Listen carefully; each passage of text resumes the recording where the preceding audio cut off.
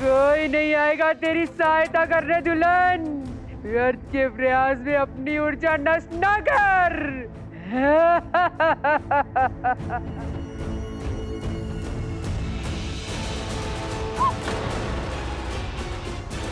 छोड़ दो मुझे, जाने दो। कौन है वहाँ? कोई नहीं बचेगा मुझसे।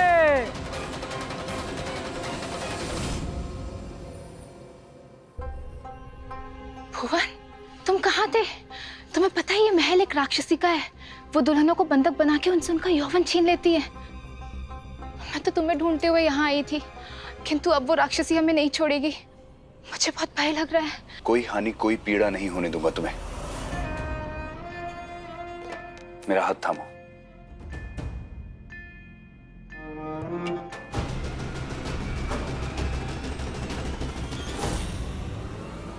और अब तब तक इसे मत छोड़ना जब तक हम ये महल और ये जंगल पार ना कर दें।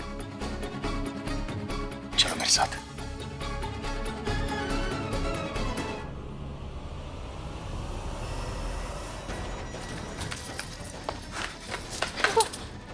किंतु तुम कहाँ चले गए थे?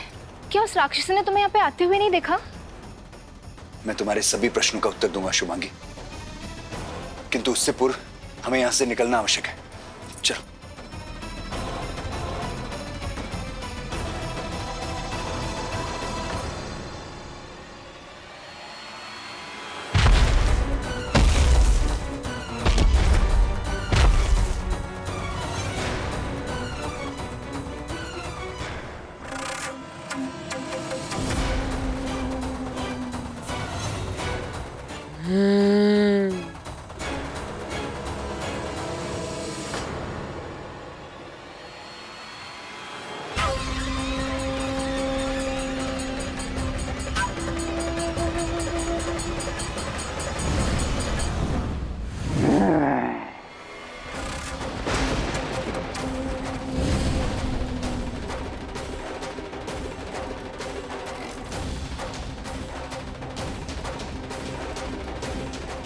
मेरी रक्षा कीजिए, अन्यथा ये दानव मुझे अपने साथ ले जाएगा।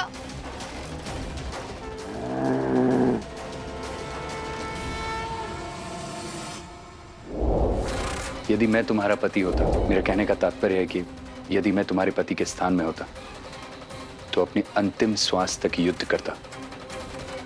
इस प्रकार संकट में तुम्हें अकेला छोड़कर कदापि नहीं चाहता।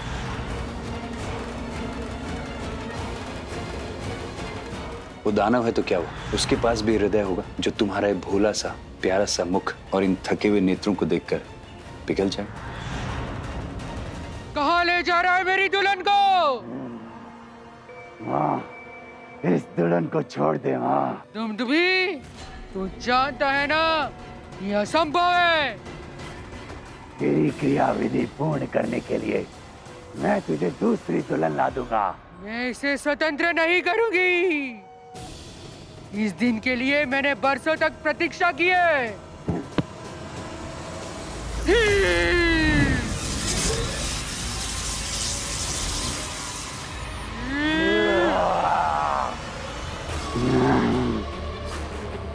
मुझे क्षमा कर दे माँ, मगर इस दुल्हन तक पहुंचने से पहले तुझे मुझसे युद्ध करना होगा। तुम भी, तू मेरा पुत्र है। शत्रु की भांति मेरे लक्ष्य के बीच में मत आ, अन्यथा। माँ, मैंने आज तक तेरी किसी भी आज्ञा का निरादर नहीं किया है। मेरा अनुरोध मानकर इस दुल्हन को जाने दे। जाने दू? भूल गया तूने मुझे 100 दुल्हनें लाने का वचन दिया था, जिनका यौवन लेकर मैं सदैव के लिए अजर हो जाऊंगी, युवा हो जाऊंगी। मैं अब भी अपने वचन पर अटल हूँ माँ। नहीं, ये मेरी 100वीं दुल्हन है, मेरा अंतिम बलिदान। इसलिए मेरे लिए दुल्हन अत्यंत विशेष है। किंतु तेरे लिए ये दुल्हन इतनी विशेष क्यों है? इसके पूर्व 99 दुल्हन के पीछे तूने मुझे कदापि नहीं रोका। कल अमावस्या को मैं अपनी अंतिम क्रियाविधि पूर्ण करूंगी। कल के बाद मैं तुझे इस कर्तव्य से मुक्त कर दूंगी। तब तक तू मेरे मार्ग में मत आना। संकला शत्रुओं पे दया नहीं करती। नहीं हाँ।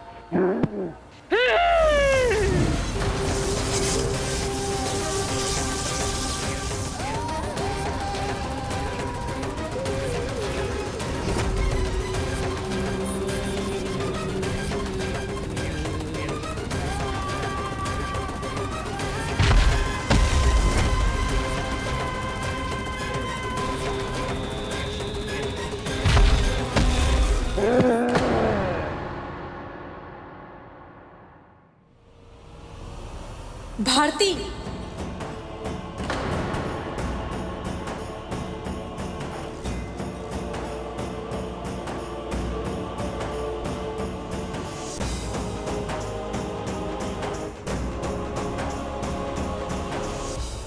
अरे भारती, इतनी शीघ्रता से कहाँ जा रही हो? माता रानी का बुलावा आया है माँ।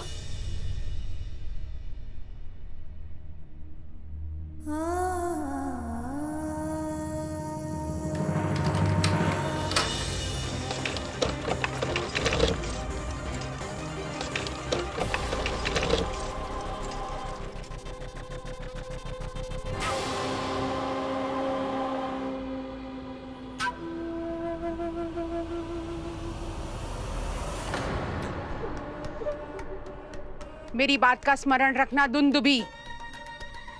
कल की क्रियाविधि में कोई विघ्न ना पड़े।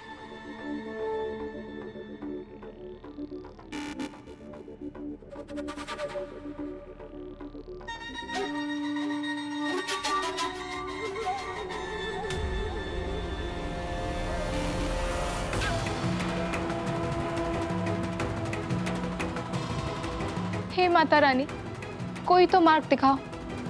मेरी रक्षा करो माँ, मेरी रक्षा करो।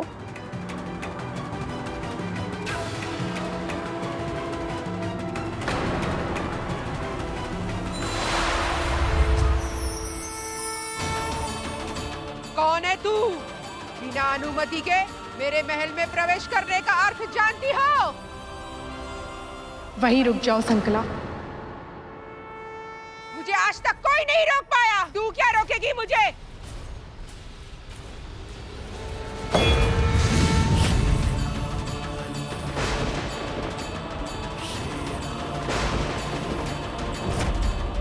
हाँ, तुम्हें रोकने आई हूं मैं।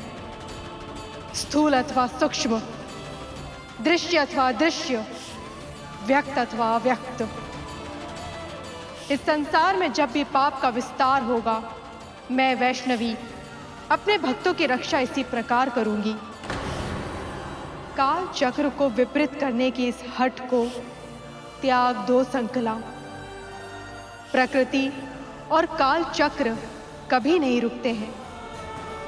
यदि जन्म एक सुंदर चमत्कार है, तो मृत्यु एक कटु सत्य।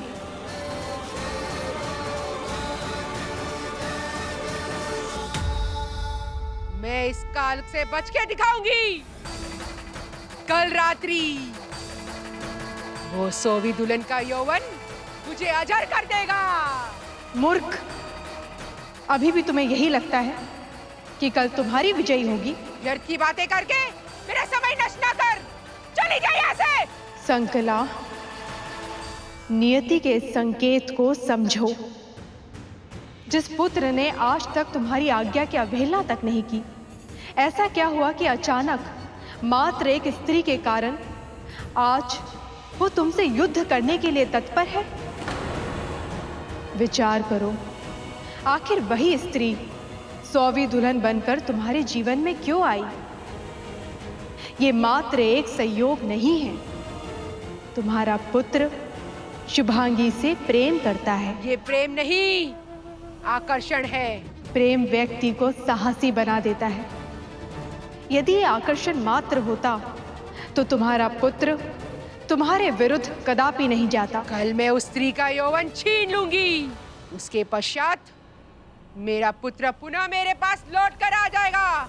ऐसे यौवन का क्या लाभ जिसमें आशीर्वाद का सौंदर्य ना हो, अपितु श्राप का विष हो।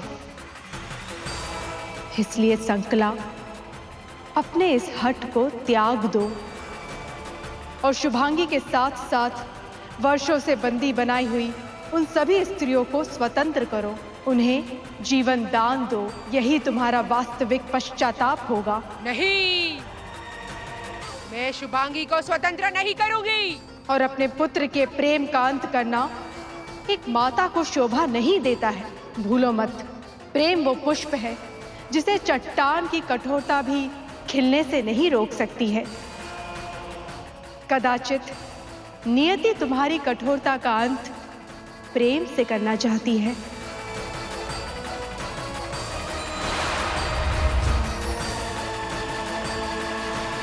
मुझे क्षमा कर दीजिए। हमारे चरण छूके हमें पाप का भागी मत बनाओ, उठो। नहीं माँ, उचित यही होता कि मैं इस विषय में आपको पहले ही सब कुछ बता देती। मुझे क्षमा कर दीजिए। किंतु जब भी मेरे निकट किसी व्यक्ति को कोई पीड़ा होती है तो देवी माँ स्वयं मुझ में प्रवेश करके उसकी पीड़ा का निवारण करती है। माँ भी कह रही हो मुझे और क्षमा भी मांग रही हो। हम तो धन्य हैं कि तुम्हारे माध्यम से उन्होंने हमें दर्शन दिए। चलो उठो। यदि मैंने आपसे कुछ अभद्रता की हो तो मुझे क्षमा कर दीजिएगा। वचन अवश्य मेरे होते हैं, किंतु आदेश देवी का ही होता है। मेरे पिता उनके बहुत बड़े भक्त थे। कल रात्रि ये ज्ञात हुआ कि नरेंद्र जी भारती के वियोग में कितने दुखी हैं, तो विचार आया कि कितना अच्छा हो जो भारती घर में पुनः लौट आए। उस उल्टा का इस घर में नाम मत लो। मेरे पुत्र की दुर्दशा का कारण वही औरत है। जब तक नरेंद्र को उसका स्मरण रहेगा ना, तब तक वो इसी तरह पीड़ा में जलता रहेगा। अब तो बस देवी माँ ही कुछ कर सकती हैं। आप निश्चिंत रहें। अब तो स्वयं देवी माँ ही ये निश्चित करेंगी कि भारती को इस घर में वापस लाना है अथवा नहीं।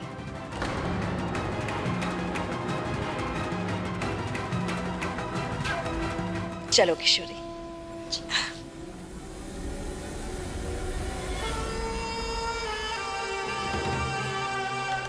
तो भारती तैयार हो जा, क्योंकि अब मैं आ रही।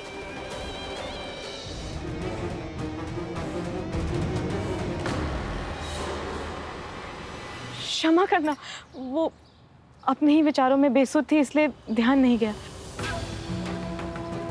क्षमा करना। भारती,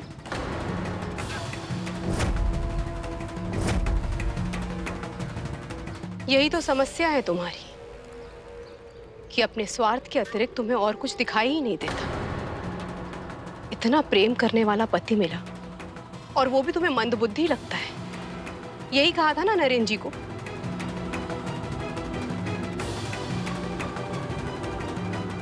कौन हो तुम? मुझे कैसे जानती हो? और नरेंद्र जी को कैसे पहचानती हो तुम? इसके पूर्व तो तुम्हें यहाँ इस गांव में नहीं देखा। जान पहचान से कहीं अधिक गहरा है मेरा और नरेंद्र जी का संबंध। जब मैंने उनका दुखी मुख देखा था ना, तभी समझ गई थी कि उसका कारण सिर्फ और सिर्फ तुम ही होगी। अरे कैसी पत्नी हो तुम जो अपने ही पति की पीड़ा का कारण बनी हुई हो? तुम होती कौन हो? नरेंद्र और मेरे वैवाहिक जीवन में हस्तक्षेप करने वाली? विवाह में पति और पत्नी के मध्य सुख और संतोष आवश्यक है, जो कि तुम्हारे विवाह में नहीं।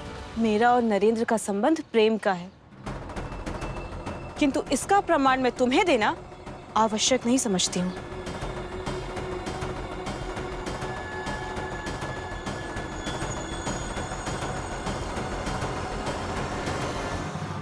प्रमाण है उनकी पीड़ा।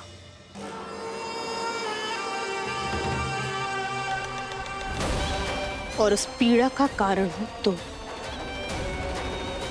और इस पीड़ा को समाप्त करने का केवल एक ही उपाय है कि तुम यहां से कहीं दूर चली जाओ। जब तक तुम यहां रहोगी ना, नरेंद्र जी अपने जीवन में कभी आगे नहीं बढ़ पाएंगे। इसलिए तुम्हें यहां से जाना ही होगा। अरे छोड़ो, क्या कर रही हो? छोड़ो मेरा हाथ, ये क्या कर रही हो? आज मैं तुम्हें इस गांव से और नरेंद्र जी के जीवन से निकालने आई हूँ। छोड़ो मेरा हाथ।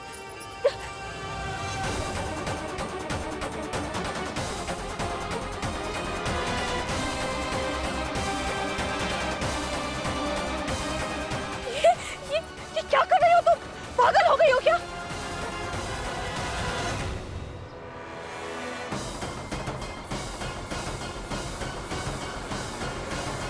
तुम कौन हो ये तो मैं नहीं जानती, किंतु तुम्हारे आने का मनोरथ मैं जान गई हूं।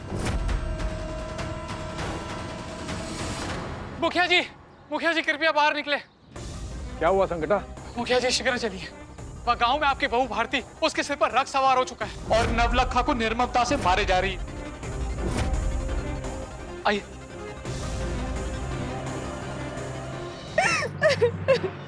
नौलखा, क्या हुआ? कुशल तो खड़े। कितनी चोट आई है तुम्हें?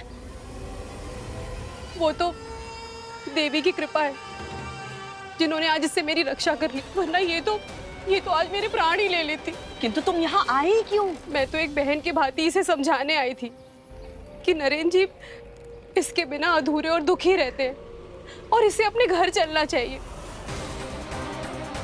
किंतु नरेंद्र जी का नाम सुनते ही इसे मुझ पर क्रोध आ गया और मुझसे कहने लगी कि उस मंद बुद्धि का नाम भी मेरे समक्ष मत लो, और उसके बाद मार मार कर मेरी ये दशा कर दी।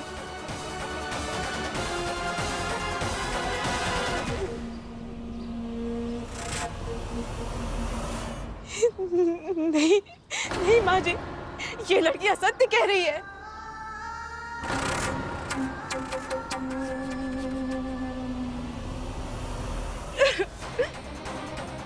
नरेंद्र, क्या आपको भी इस लड़की की बात पर विश्वास है? चुप हो जाओ तुम।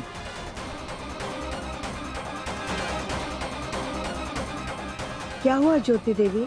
मुझसे क्या पूछ रही हो? स्वयं देख लो। ये लड़की असत्य कह रही है। अच्छा, तो क्या इसने स्वयं अपने शरीर पर ये घाव बना दिए? अरे थोड़ी तो लज्जा करो, थोड़ी लज्जा करो। अरे एक पत्नी अपनी पति के दुख सुख की भागीदार होती है, अर्धांगिनी कहलाती है वो। लेकिन तू संकट के समय मेरे पुत्र को छोड़कर चली आई। नहीं, ये सत्य नहीं है। सत्य तो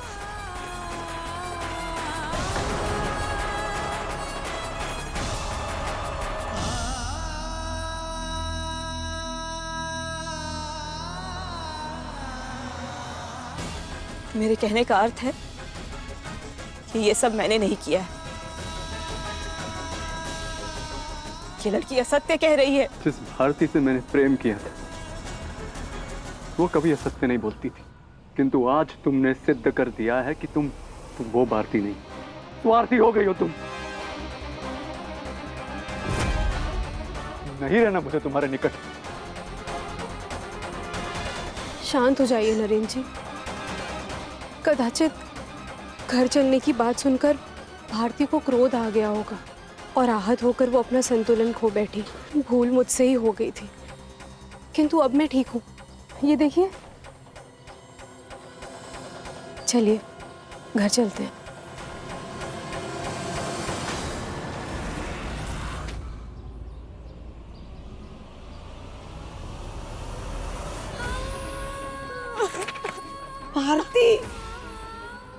भारती, संभालो अपने आप को।